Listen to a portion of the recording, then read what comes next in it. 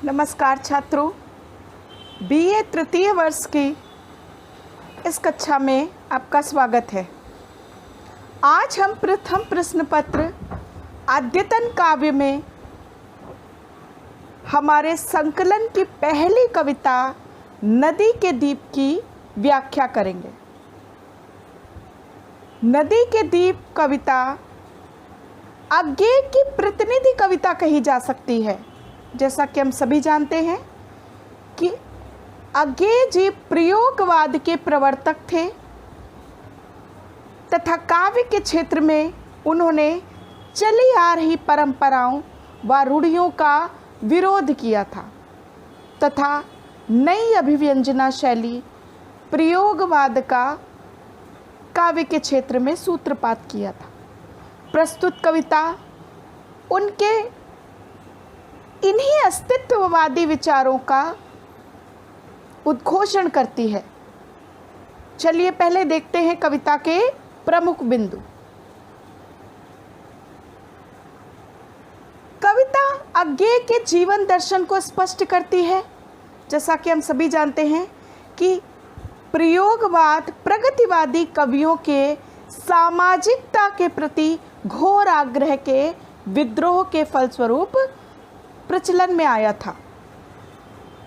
प्रयोगवादी कवि हम के स्थान पर मैं का अधिक प्रयोग करते थे। वे अपने अस्तित्व को अधिक महत्व देते थे। अस्तित्ववाद प्रयोगवाद की बड़ी विशेषता थी और अस्तित्ववाद का समर्थन करते इस कविता में भी दिखाई देते हैं अज्ञेय। प्रस्तुत कविता अज्ञेय के काव्य संग्रह हरी घास पर क्षण भर में संकलित है। अज्ञेय के संकलन हरी घास पर क्षण भर का प्रकाशन सन 1949 में हुआ था। प्रस्तुत कविता के माध्यम से अज्ञेय व्यक्ति, समाज तथा संस्कृति के मध्य अंतः संबंधों की विशद व्याख्या करते दिखाई देते हैं।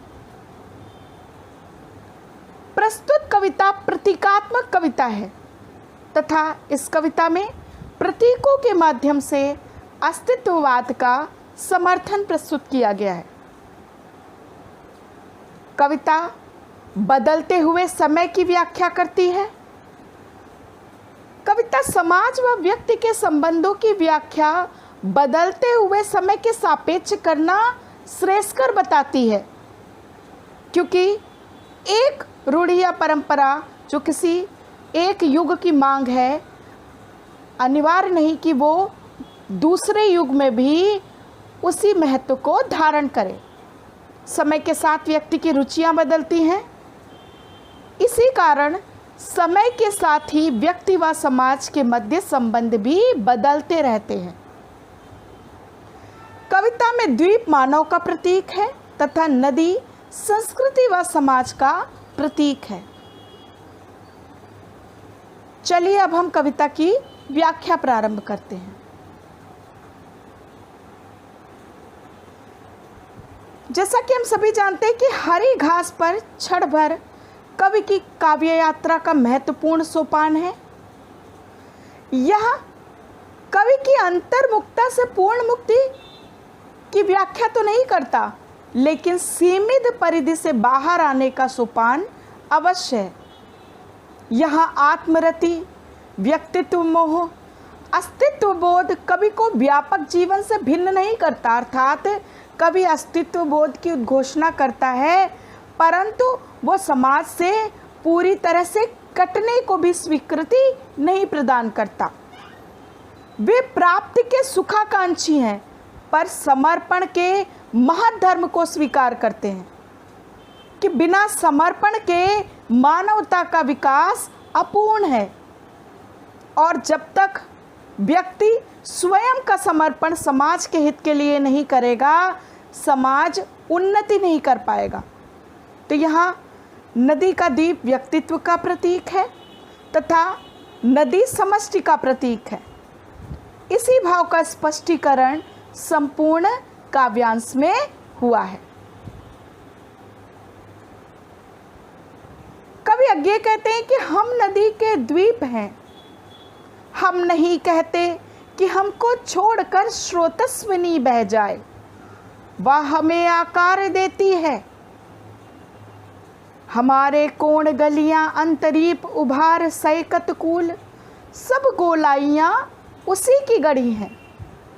कभी व्यक्तित्व का एकाकी समर्थन करता है, अस्तित्ववाद की उद्घोषणा करता है, स्वयं को नदी के किनारे स्थित द्वीप के समान बताता है। जिस तरह नदी के मध्य में स्थित द्वीप नदी का एक महत्वपूर्ण अंश होता है, परंतु वह नदी नहीं होता, उसी तरह व्यक्ति भी समाज का एक महत्वपूर्ण अंग होता है, परंतु उसका स्वतंत्र अस्तित्व भी होता है। व्यक्ति समष्टि को संबोधित करते हुए कहता है कि हम नहीं कहते कि हमको छोड़कर स्रोतस्विनी बह जाए। दीप ये नहीं चाहता है कि नदी से उसका पूर्णता विलगाव हो जाए। इसी तरह व्यक्ति भी ये नहीं चाहता है कि वो समाज की परंपराओं से अलग हट के समाज के कट करके जीवन जिए। उसे भली भांति ज्ञात है कि उसके चरित्र का विकास समाज में ही रहकर संभव है। वह हमें आकार देती है। जिस तरह नदी द्वीप को आकार देती है, उसी तरह समाज की संस्थाएं भी व्यक्ति के व्यक्तित्व को, व्यक्ति के चरित्र को आकार देती हैं। व्यक्ति के व्यक्तित्व का निर्माण समाज की संस्थाओं में रहकर ही होता है। और ये संस्थाएं कौन सी हैं? हमारा परिवार, हमारा विद्यालय, हमारा आस पड़ोस। तो समाज की सभी संस्थाएं मिलकर ही व्यक्ति को व्यक्ति बनाती हैं। हमारे कोण गलियां अंतरीप उभार सैकत कूल, सब गोलाइयां उसी की गढ़ी हैं कि हमारे व्यक्तित्व में ईमानदारी, आदर्शवादिता, निर्भीकता, साहस, दया, करुणा, ये जितने भी गुण हैं, ये सब हमें समाज के साथ रहकर, समाज के साहचर्य से ही प्राप्त होते हैं। जिस प्रकार द्वीप के कोण अर्थात कोने, गलियां, उभार और उसके अंतर की ओर झुके हुए तत्व, उसके किनारे, सब नदी के द्वारा ही तो निर्मित होते हैं।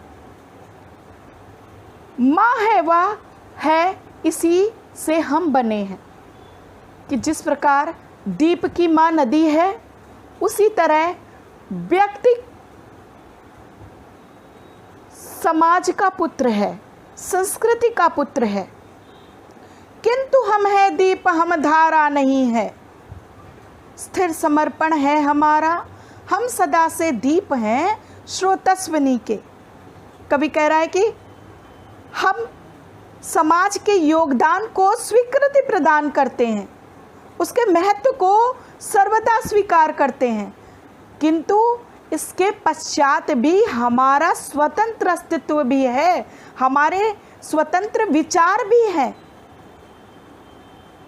इस तरह से हम द्वीप है नदी के, धारा नहीं है और ना ही कभी हम धारा बन सकते हैं। अर्थात समाज की जो रूढ़ियाँ, जो विचारधारा हमारे विचारों से मेल नहीं खाएंगे, अनिवार्य नहीं है कि हम उनके आगे झुक जाएं या उनको सहर्ष स्वीकार कर लें, किंतु फिर भी हमारा समर्पण सदा से ही समाज के प्रति रहा है और बना रहेगा। क्यों? क्योंकि हम सदा से ही स्रोतस्विनी के दीप हैं, अर्थात समाज का एक महत्वपूर्ण अंग है। किंतु हम बहते नहीं हैं। क्यों? क्योंकि बहना रेत होना है। हम बहेंगे तो रहेंगे ही नहीं, पैर उखड़ेंगे, प्लवन होगा, ढहेंगे, सहेंगे, बह जाएंगे और फिर चूर्ण होकर क्या कभी धार बन सकते हैं? रेत बनकर हम सलिल को तनिक गंदला ही करेंगे, अनुपयोगी ही बनाएंगे। कवि कह रहा है कि जिस प्रकार द्वीप नदी के साहचर्य में रहता है, उसके साथ रहता है, किंतु कभी धारा के वेग से वो अपने अस्तित्व को नहीं खोता है, बहता नहीं है। क्यों? क्योंकि यदि वो अपने विचारों को, अपनी विचारधारा को समाप्त कर देगा, फिर तो उसके अस्तित्व का ही प्रश्न नहीं रहेगा। इसी प्रकार अगर दीप रेत बन के बह जाएगा तो वो फिर द्वीप ही नहीं रहेगा, बालू बन जाएगा। पैर उखड़ेंगे, प्लवन होगा, ढहेंगे, सहेंगे, बह जाएंगे।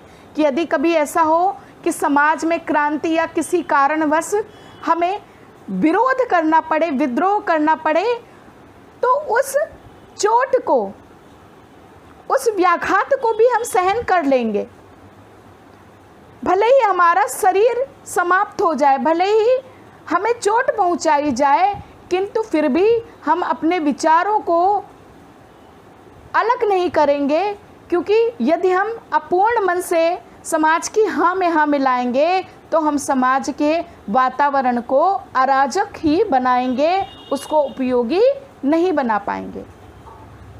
दीप है हम, यह नहीं है शाप, यह अपनी नियति है।